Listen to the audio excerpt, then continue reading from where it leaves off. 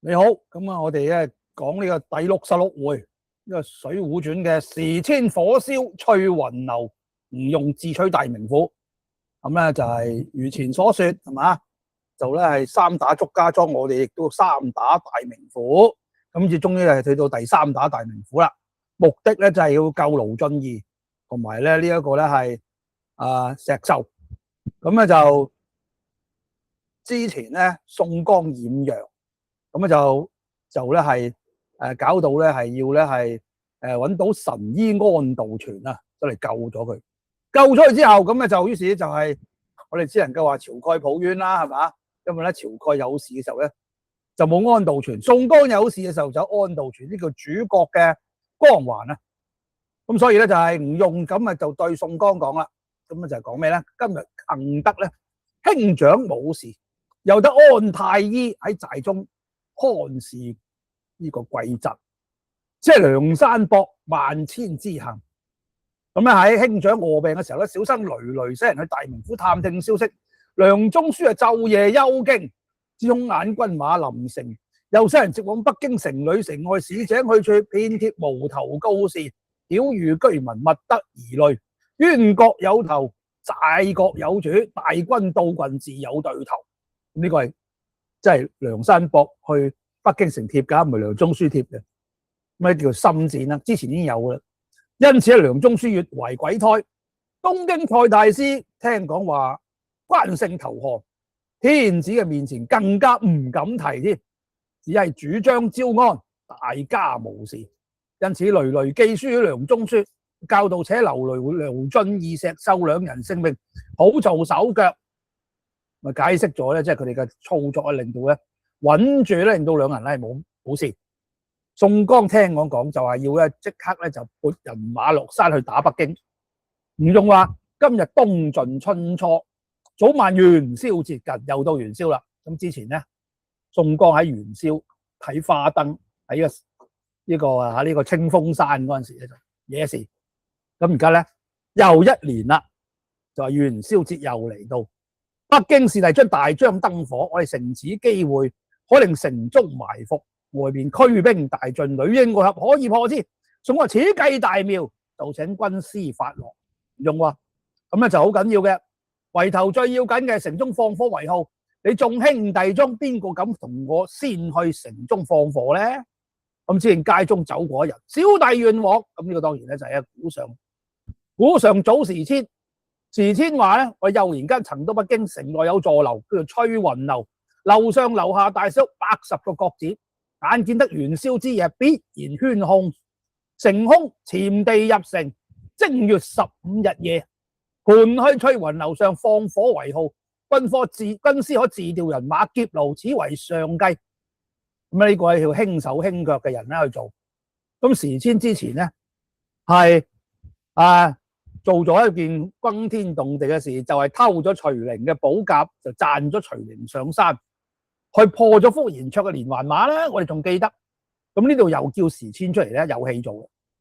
嗱，時遷其實咧係梁山泊排名最渣嘅一個人嚟，但係總係可以咧係有戲做，反為有戲做。咁唔用話我心正待如此，你明日天曉先落山，即係元宵夜一更時候，樓上放火就係你功勞。咁時遷應允咧，得令去咗啦。咁咧吳用咧就分別人馬去打北京，次日就調蟹珍、蟹寶扮做獵戶，去北京城內官員府裏建立野尾。正月15日夜間，只睇火起為號，就去留守司前接住報時官兵，兩個就聽命去咗啦。嗱，呢個寫法咧就唔同之前嗰啲寫法唔同，之前啲寫法咧就先寫一件事件，然後後來交代咧邊個打邊個去做邊啲事。咁今次唔係正寫，就係咧要吳用咧，首先咧講晒，我哋讀者係知道晒咧嗰個佈置。咁咧呢個兩個蟹珍蟹寶做時遷去做呢樣嘢，咁再調杜遷宋萬就扮做糴米嘅客人，推輛車子去到城中肅結。元宵夜只睇號火起時，就先奪東門。嗱，呢個係兩個功勞，兩個聽命去咗，又調孔明、孔亮扮做僕人去北京城內鬧市，房檐下肅結，只睇樓前火起，就去往來接應，兩個聽命去咗啦。由條理應史進扮做客人喺北京東門外安歇，只睇城中號火起時，先斬把門軍士，奪下東門，好做出處。兩個聽命去咗啦。哇，兩個人就可以斬開東門都犀利。咁呢兩個咧，事實上的而且確咧係身手好了得嘅。再調魯智深武松扮做行腳僧，去到北京城外嘅庵院掛搭，只睇城中號火起時，就喺南門外截住大軍，就衝擊去路。兩個聽命去咗。再調周淵周潤扮做賣燈客人，直往北京城中尋客店安歇，只睇城中火起，就喺司獄司前策應。兩個聽命去咗。再調劉唐楊雄扮作工人，即去北京城州衙前索劫。咁楊雄本身就係劊子手啦，咁啊所以咧就只看號火起時，就去截住一應報事人，令佢首尾不能夠應。兩個聽命去咗啦。又調公孫勝先生扮做雲遊道士，就交凌真扮做道童跟住，主要帶烽火轟天等炮數百個。咁呢啲好明顯咧，只係一啲咩咧？唔係咩嗰啲咩可以破城嘅大炮啊！呢個好明顯就係火炮，啲火炮咧就其實花火嚟，煙花嚟嘅啫，號炮嚟嘅啫，就直喺北京城內咧靜處守待，只睇號火起時咧就施放。咁兩個聽命又去咗啦。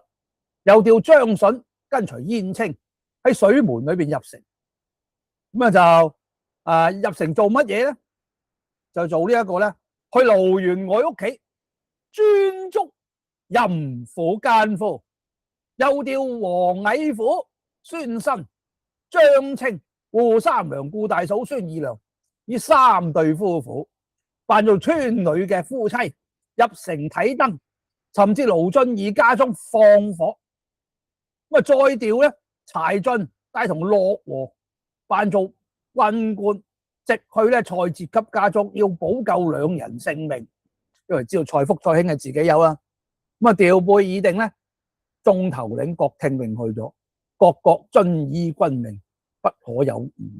咁講，咁咧呢個時咧，呢個時候係正月初頭，即係簡單講咧就係春節。咁啊亦都係農曆新年。唔講梁山泊好漢依次各下山進發，就講北京梁中書。咁啊就咧係呢邊咧就換過咧都監、李成、文達、黃太守等一干官員。商議放燈啦。梁中書話：年例北京都會大張燈火，慶賀元宵，與民同樂。咁啊，全部都係跟咧東京開封府嘅體制。如今被梁山泊賊人兩次侵境，只恐放燈因而咧惹禍。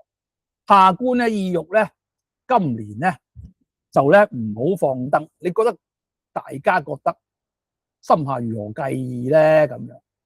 咁文達就話想此賊人係嘛？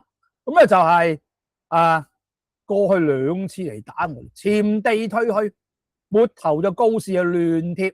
咁呢個係計窮，必無主意噶啦。上公何必多慮咧？如果還今年唔放燈，咁嗰班友嘅細作聽到，就俾佢哋恥笑。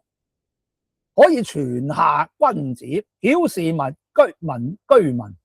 比上年更加多設花燈，添辦社火，市心中仲添搭兩座鰲山。照依東京體例，通宵不禁，13至17放燈午夜，教府運點視居民，勿令缺少。上公親自行春，務必與民同樂。文某親領一彪軍馬出城，去飛虎谷駐紮，以防賊人奸計。再着李都監親引鐵騎馬軍繞城巡邏，唔喺使你啊！令居民敬憂。呢啲李成、文達呢啲人咧，就係全部都好似冇腦咁樣。之前咧已經打咗2場敗仗，啲說話全部都係錯嘅。咁而家又再出計劃，完全咧係啱啱係正中人哋嘅計劃裏邊。咁咧呢個咧竟然咧梁中書聽完都竟然係大喜，都真係奇怪。咁就眾官咧商議已定，竟然出榜，曉諭居民照放花燈。同埋仲要大搞一場添。咁呢個即係人總係一個問題，就係人類總重複犯錯，總重複已經犯咗嘅錯誤。但你乜已經犯嘅錯誤咧，唔係3年2月，佢其實啱啱發生咗冇耐嘅事，你都繼續犯錯嘅。咁所以點解要換嗰啲官員啊？點解要有啲叫做咩啊？我哋叫做負責制咧，係因為如果你做事係冇後果嘅，你做錯咗，繼續做嗰個官位，繼續企喺做梁中書，做兵馬刀監喺度廿冇後果唔使負責。咁於是佢下次咪又繼續犯錯，因為佢個腦袋係繼續係塞住個草噶嘛，唔會話咧學習咧從錯誤學習嘅。如果一早識從錯誤學習啊，佢就唔坐喺呢個位啦。嗱，呢個就係亂世嘅情況。咁所以咧呢啲情況，我哋要大家咧，我諗咧睇《水滸傳》咧，成日睇到咧，我哋比較下當下嘅民情世局，都有陣時咧都心中有數啦。係咪好似咧？係嘛？即係北京大名府係河北頭一個大郡重要嘅去嘅地方。咁咧就有豬驢買賣，有混團募集。咁聽到放燈就嚟趕趁去喺城防御巷咧，就該管嘅商官每日點事，就呢隻裝扮社火，豪富之家谷住咧就去採花燈，遠者300-200里去買，近者亦都過80里之外，亦都有咧客商年年將燈送到城去貨賣嘅。家家門前就紮起燈山，就會賽掛好燈，烤揚煙火，戶內就綁起山棚，擺放5色屏風炮燈，四面咧都掛名人書畫，奇異古董換氣之物，喺城大街小巷，大家都要點燈嘅，就家家戶戶係嘛，就慶賀元宵。咁大名府留守絲州橋邊咧，就搭起一座鰲山，上邊咧盤紅咧黃紫龍2條，即係盤住兩條龍啊，係紙紮嘅，一條黃色，一條紅色。每片鱗片上都點燈一盞，哇！呢條龍幾大咧？口噴淨水，去周橋河邊周圍上下點燈不計其數。紅佛之前紮起一座鰲山，呢第2座鰲山，上邊係盤青龍1條。周圍亦都千百盞花燈，翠雲樓前亦紮一座鰲山，第3座，上面盤一條白龍，四面點火，不計其數。原來呢座酒樓咧，名冠河北，號為第1，順有3市唔敵水，雕梁繡柱，做工好好。樓上樓下有80處合展，眾召鼓樂喧天，每日笙歌就闊耳。城中各處咧，宮觀寺院咧，佛殿法堂各設燈火，慶賀豐年，三雅兩舍都唔使再講啦。呢度咧就係講呢個翠雲樓幾勁。咁所以咧呢個梁山泊一探世人咧得到呢個消息，報上山嚟，吳用得知大喜，梁中書喜，吳用又喜。咁啊吳用咧就正中佢下懷，就同宋江講埋避世。咁啊宋江就要親自領兵去打北京。安道全就話：將軍倉口未完，切多輕動，倘若怒氣相侵就難以傳可。吳用就小生替個行一轉啦。隨即就做鐵面孔目裴宣，點撥8路軍馬，第一隊雙邊呼延灼，引領韓滔、彭喜為前部。咁咧就鎮三生王信在後策應，呢個係馬軍嚟嘅全部。前者呼延灼陣上打嘅都係假嘅，故意要讚關勝。咁所以呢個咧係話咧，其實打死咗嗰啲黃三鎮，即係打傷咗鎮三生王信係假嘅，即係王信咧可以咧係繼續出陣。第二隊咧，豹子頭林沖帶領馬倫、鄧飛為前部。小李廣、花榮後居後策應，亦都係馬軍。第三隊大都關勝引孫贊、郝思文為前部，孫立咧喺後策應，亦都係馬軍。第四隊呢，火秦明引領歐鵬、燕順為前部，青面獸楊志喺後邊策應，都係馬軍。呢5隊調步軍頭領沒遮攔陸雲隱、杜興、鄭天壽。第六隊步軍頭領黑旋風李逵、張引、李立、曹正。第七隊就步軍頭領插翅虎雷橫引、施恩、穆春。第八隊步軍頭領混世魔王范瑞引、韓沖、李袞。呢8路馬步軍兵各自取路，即今便要起行，無得時刻有誤。正月15日2更為期，都要到北京城下。馬軍步軍一齊進發，呢8路人馬依次下山，其餘頭領盡跟宋江咧保守山寨。時遷係個飛檐走壁嘅人，唔從正面入城，而家越牆而過，城中客店內咧都唔着單身客人。於是佢喺白日喺街上行走，到晚來東岳廟咧喺神座底下安身。正月13日就喺城中往來觀看居民，百姓搭綁棚燈，燈棚懸掛燈火。正看之間，只見蟹珍、蟹寶挑住野味喺城中往來觀看，又撞見杜遷、宋萬兩個從瓦子裏走窗出來。時遷當日就先去翠雲樓打咗一個盹，先見孔明披着頭髮，身穿羊皮破衣，右手拄一條杖子，左手拿個碗，咁啊煙即係咁啫，就係邋邋遢遢喺嗰度行乞。見到時遷，打沒去背後講嘢。時遷話：哥哥，你咁一個漢子，紅紅白白面皮，唔似乞衣喎。北京做公差嘅多，倘若俾佢睇破，誤咗大事，個個可以躲閃迴避。咁咧講完未了，又見個乞丐咧喺從呢個牆邊嚟睇嘅時候咧，就係孔亮。時遷話：哥哥，你又露出雪也似的白面來，根本就唔似咧隱機受我人。呢啲模樣咧，一定俾人睇穿啊！咁啊，啱啱講完咧，背後有兩個人劈角就抽住你做得好事，係嘛？回頭睇嘅時候，原來係楊雄、劉唐。時遷話：你嚇死我咩？楊雄話：都跟我嚟。就僻靜處就埋冤就話啦：你3個好沒分曉，點解喺嗰度講說話？好彩俾我哋2個睇見啫。如果俾啲眼明手快嘅公差睇破，豈不誤了哥哥大事？嗱，我2個已經見到啦，兄弟們不必再上街啦。孔明話：周淵、周潤自喺街上賣燈，魯智深、武松已經喺城外庵裏，再不必多說，只顧臨期各自行事。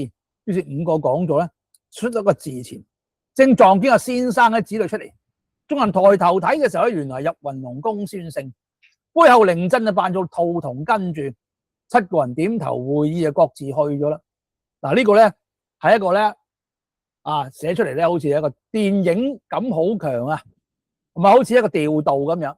咁你理解成咧呢個電視劇或者電影咧，啲人咧喺度穿插，互相咧打下眼色，大家都識得，咁啊就咧講到呢個調派咧，呢個點撥咧都好順利咁講啦。咁啊呢個係專登將件事咧變得好視覺化。睇下將近上元，梁中書就叫大都文達引軍馬出城去飛虎谷嘅駐紮，以防賊寇。14日就令李天王李成親引鐵騎馬軍500，全副披甲曉乘巡視。呢真係屎橋嚟嘅，即係如果你哋得啊，咁之前2次就唔會輸啦，係嘛？咁啊，次日咧正係正月15日上元佳節，好生晴明。黃昏月上6街3市，各處咧方如項墨，點放花燈，大街小巷都有射火。咁於是咧就咧說書人就有詩為證。哇，犀利啦！呢首詩係講到皇孫公主咧都入嚟睇，遊人咧絡繹不絕。咁咧就係咧，但係估唔到咧講明啦，高樓傾刻新雲煙。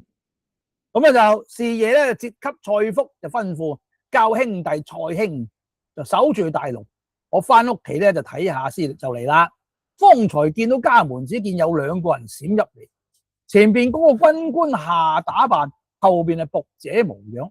燈光之下，呢一個咧蔡福認得係小旋風柴進，後邊咧就係鐵轎子樂和。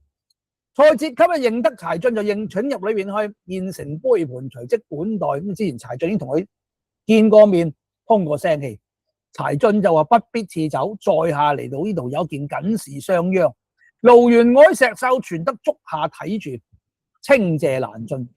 今晚小子就欲大牢裏趕出袁師會鬧看望一遭，望你襄樊引進，休得推卻。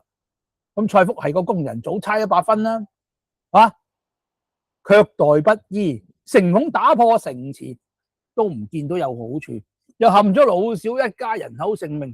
有時就擔着血海嘅關係，就攞啲舊衣裳夠2個換咗，亦都扮做公差換咗根職。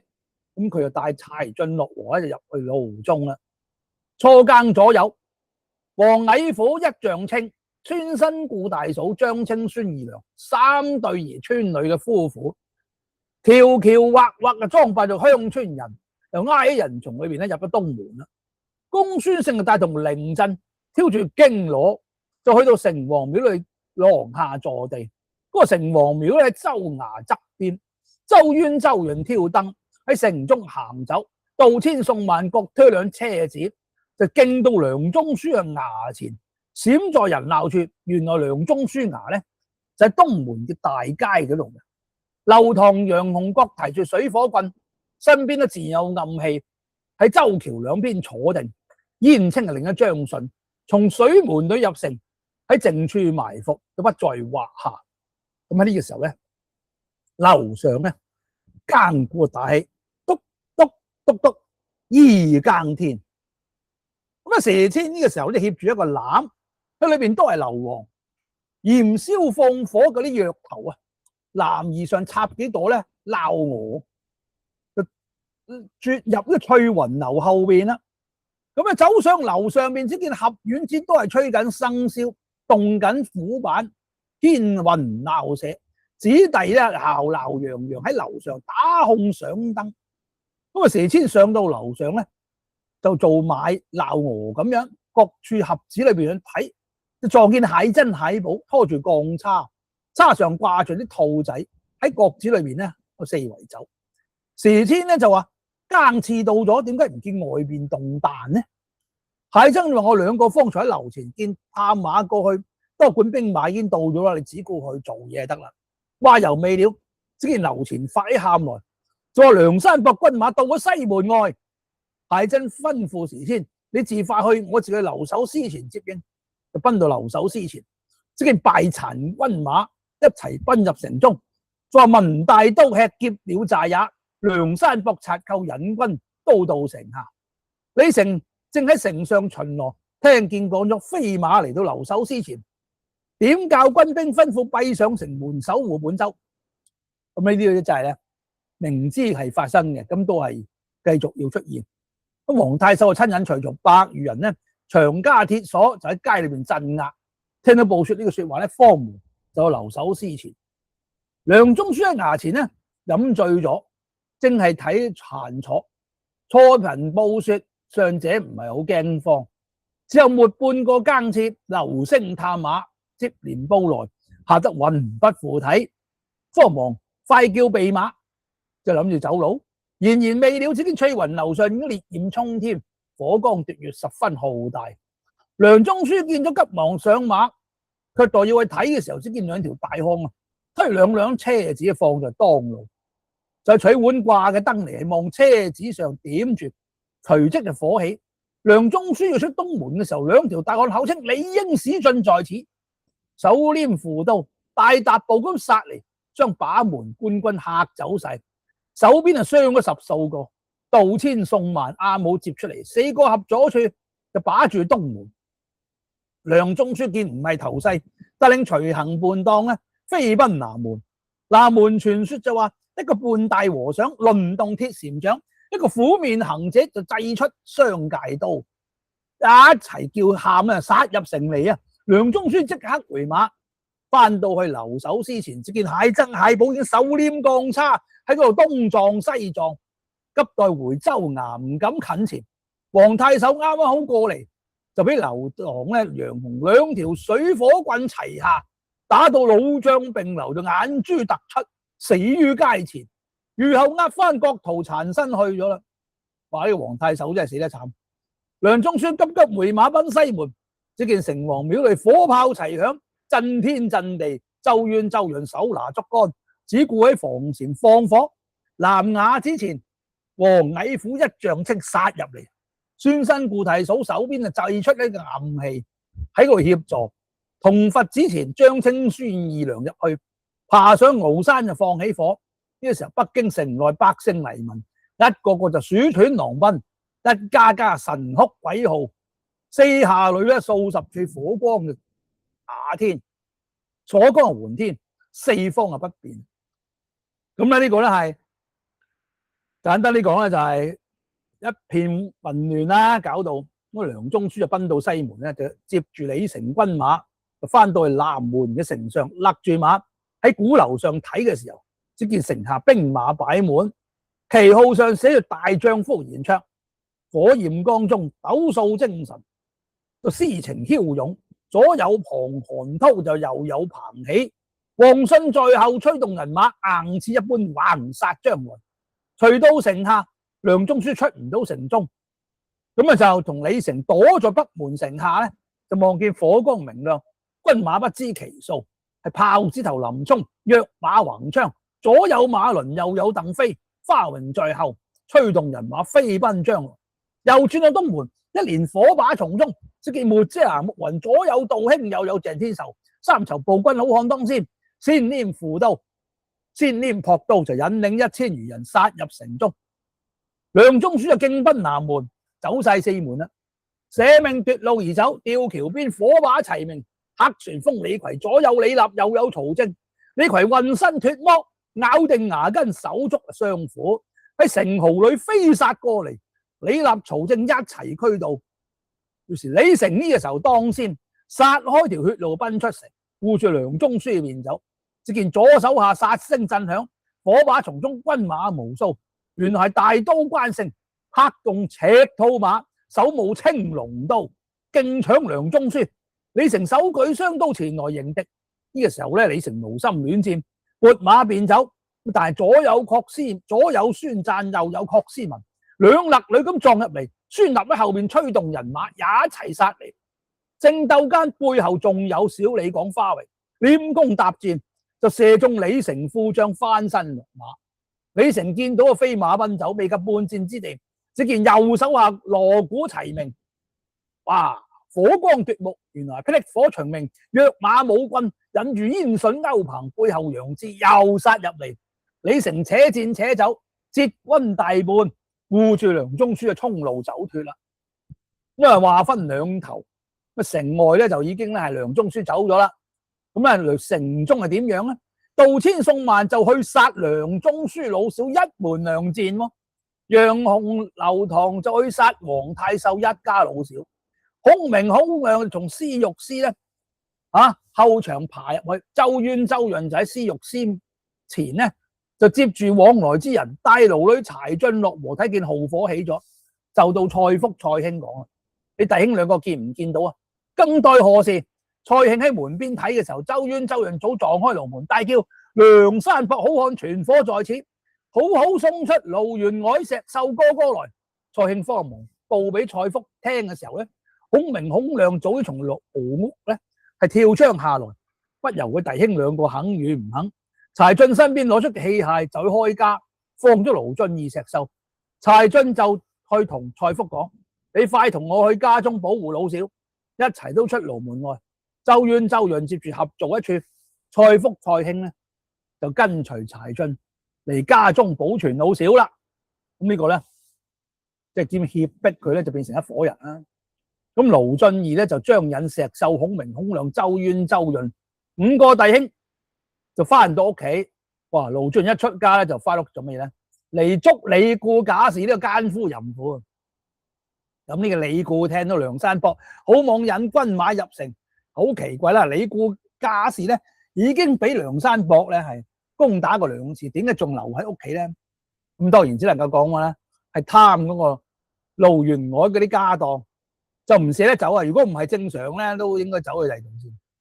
咁又見四下裏火起，仲話家中有啲眼跳喎，而家先眼跳，就同賈氏商量，而家先想走，收拾咗一包金銀細軟，背咗出門奔走，先見排門一帶刀倒，正不知多少人搶將入來。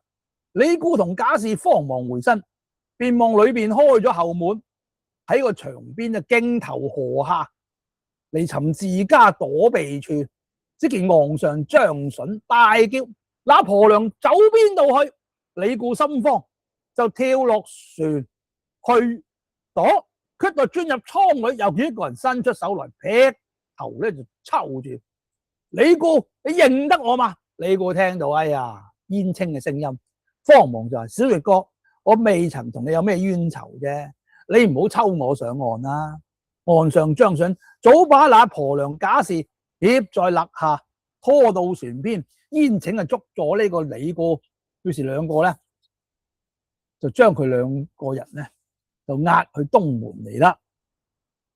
咁咧，盧俊義翻屋企，唔見咗李固同埋呢個咧賈氏，就叫眾人咧將應有嘅家私、金銀財寶都搬嚟裝喺車上，往梁山泊就給散。卻說柴進同蔡福喺家中收拾家之老小，同上山寨。蔡福話：大官人可救一姓百姓，休教殘害。柴進呢，聽講就去揾軍師吳用，咁柴進揾到吳用咧，急傳下號令，教休殺良民嘅時候咧，城中咧已經咧損傷一半啦。